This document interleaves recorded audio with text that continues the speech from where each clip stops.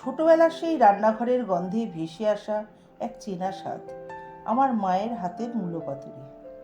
মূলো পাতুরি করার জন্য মাঝারি সাইজের দুটো মূলো নিয়ে খোসা ছাড়িয়ে নিলাম। তারপর একটা গ্রেটারের সাহায্যে গ্রেট করে নিয়ে মূলোর জল ছড়িয়ে নিলাম।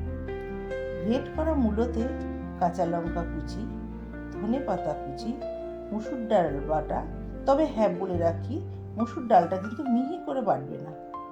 আর তার সাথে একটা সেদ্ধ ডিম ও পরিমাণ মতো নুন, হলুদ, লঙ্কার গুঁড়ো, জিরে গুঁড়ো ও সামান্য চিনি দিয়ে ভালো করে মাখলাম। জানেন, আমার মা শুধু রান্নাই করতো না, প্রতিটা পদে পদে ঢেলে দিত এক একটা গল্প।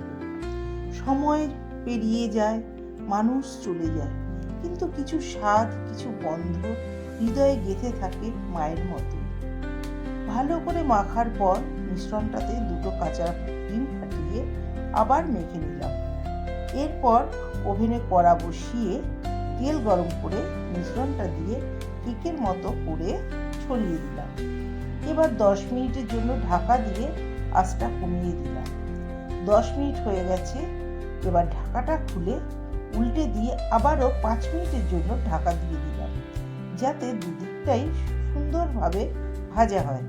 দেখুন কি সুন্দর গোল্ডেন ব্রাউন কালার এসে গেছে। এবার পাতুরিটাকে নামিয়ে নেব।